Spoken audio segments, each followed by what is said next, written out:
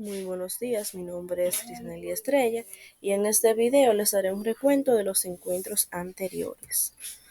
Uno de los temas tratados en esos encuentros es el uso del gerundio. El gerundio es una forma verbal impersonal que expresa simultaneidad o anterioridad de la acción con el tiempo que se habla.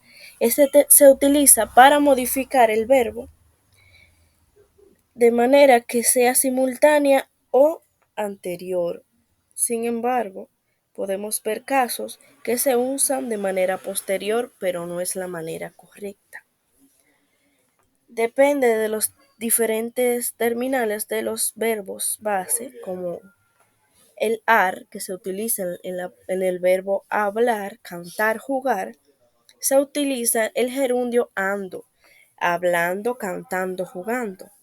En los verbos con terminal er se utiliza el gerundio yendo, como beber, correr, ver, bebiendo, corriendo, viendo.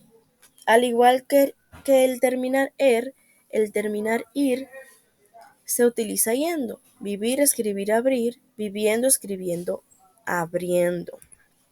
Los signos de puntuación se dividen en punto y coma, dos puntos, puntos suspensivos, signos de interrogación y exclamación, paréntesis, asterisco, para, guión bajo, comillas, diéresis, entre otros. Estos son aquellos signos ortográficos que delimitan las frases y los párrafos, establecen la jerarquía sintáctica de las proposiciones para conseguir estructurar al texto, ordenan las ideas y las jerarquizan en principales y secundarias. La coma es el signo más utilizado de manera mundial y sirve para separar los términos de una enumeración, oraciones o frases, encerrar una palabra o una frase incidental dentro de una oración principal, lo que provoca también una mayor cantidad de... Dice que este es el signo de puntuación que posiblemente más se use, lo que provoca también una mayor cantidad de errores. En una preposición se puede decir que tiene en tres funciones primordiales, las que yo antes mencioné: separar los términos de una enumeración o serie, separar oraciones o frases, encerrar una palabra o frase incidencial dentro de una oración principal. El punto y coma, este hace en el texto u oración una pausa mayor que la coma, pero menor que el punto. Para colocarlo solo debes identificar una preposición con sujeto y predicado. Este se utiliza para separar los elementos de una enumeración cuando se trata de expresiones complejas que incluyen comas. El punto se utiliza para dar una pausa larga en el texto. Puede utilizarse de tres maneras diferentes: punto y seguido, para terminar una oración y continuar con otra; punto y aparte, para darle fin a un párrafo y continuar con otro párrafo; y punto final, que se utiliza para darle fin al escrito. Dos puntos tienen la finalidad de llamar la atención sobre lo que se escribe a continuación. Una cita literal, por ejemplo, según la Real Academia de la Lengua Española, dos puntos.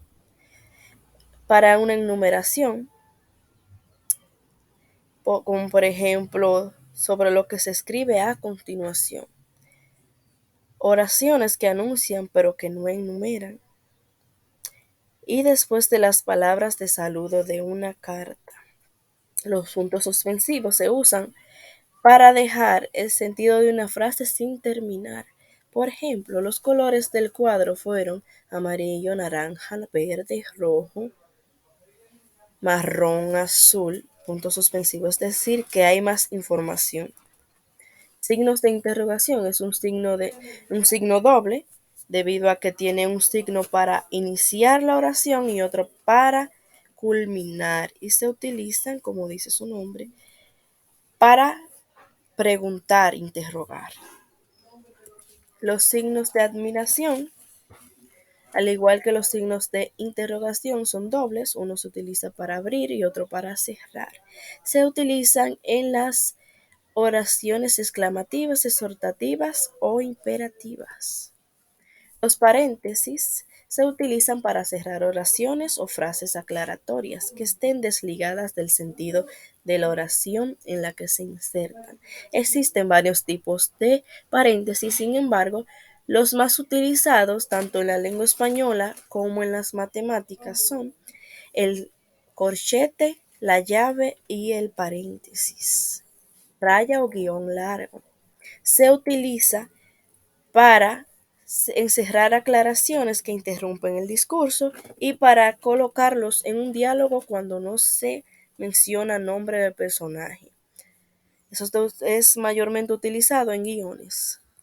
Las comillas, al igual que los signos de interrogación y los signos de exclamación, de admiración, son dobles, se utilizan para abrir y cerrar oraciones y su uso más conocido es para citar textos. La diéresis. La diéresis son dos puntitos que se colocan encima de la U para que esta vocal sea pronunciada, como por ejemplo en las palabras vergüenza y en la palabra pingüino se escucha el sonido de la U. Sin embargo, si no se coloca, sonaría vergüenza, pingüino. Por último, los tipos de oraciones. Estas son dos: oraciones simples que tienen un solo sujeto y predicado. Que tienen un solo predicado. Por ejemplo, el abogado ganó el juicio. Las oraciones compuestas tienen más de un predicado y se clasifican en tres. Las coordinadas que tienen dos o más preposiciones independientes de igual jerarquía vinculadas a la vez de nexos. Por ejemplo, los niños estudian si sus padres preparan la cena. Estas oraciones también pueden ser copulativas, adversativas, disyuntivas, distributivas y explicativas. Las yuxtapuestas tienen dos o más proposiciones independientes de igual jerarquía, que no se vinculan con nexos, sino con signos de puntuación, es decir, que estas no usan unos conectores, sino que utilizan signos. Por ejemplo, llegó el día tan esperado, dos puntos. Hoy es la entrega de premios. Y las oraciones subordinadas, que son oraciones que dependen estructuralmente de otra oración principal. Estas pueden ser sustantivas, adjetivas o adverbiales. Por ejemplo, la mujer dijo que volvería tarde. También pueden clasificarse según la intención del hablante. Pueden ser imperativas o exhortativas, interrogativas, entre otras. Aquí tenemos tres ideas básicas para escribir bien. Debemos poner la idea completa, es decir, verbo y sujeto. Existen dos maneras de hacerlo. Una es María barre la casa. Aquí se menciona el sujeto. Y la otra es piensan, que tiene un sujeto tácito, es decir, que es sobreentendido y omitido. Porque cuando se menciona piensan, ya el lector infiere que es ellos, que se refiere a la tercera persona del singular. La otra es no separar ideas. Por ejemplo, los actores del cuento muestran diferentes actitudes, desde el egoísmo, la falsedad, a la bondad y la tolerancia. Cuando separamos las ideas, el texto pierde sentido, porque inferimos que al iniciar la otra oración estamos hablando de otra cosa y no siguiendo el mismo hilo. No empalmar las ideas, es decir, no darle tanta vuelta al asunto, sino que irse directamente a lo que se quiere decir. Aquí tenemos un ejemplo de empalmar ideas. La literatura antigua siempre refleja problemas sociales, como el cuento de Caperucita, donde el lobo representa la maldad, entonces Caperucita le debe de hacer frente.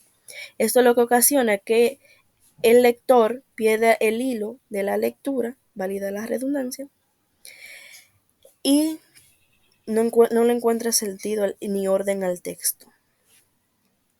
Bueno, hasta aquí mi presentación el día de hoy. Espero les haya gustado y le haya servido de mucha ayuda. Muchas gracias.